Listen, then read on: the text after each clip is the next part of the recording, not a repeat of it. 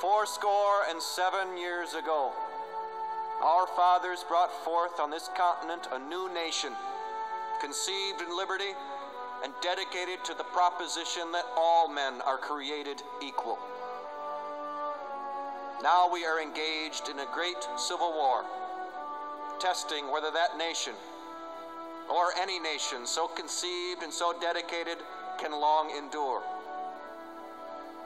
We are met on a great battlefield of that war. We have come to dedicate a portion of that field as a final resting place for those who here gave their lives that that nation might live. It is altogether fitting and proper that we should do this.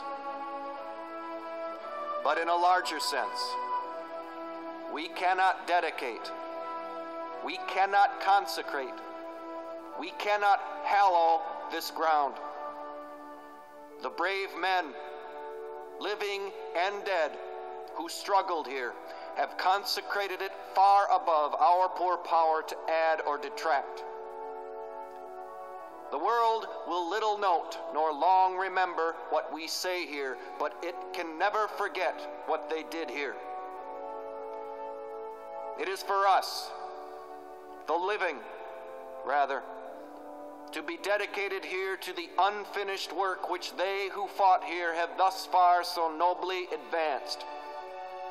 It is rather for us to be here, dedicated to the great task remaining before us, that from these honored dead we take increased devotion to that cause for which they gave the last full measure of devotion. That we here highly resolve that these dead shall not have died in vain, that this nation, under God, shall have a new birth of freedom, and that government of the people, by the people, for the people, shall not perish from the earth.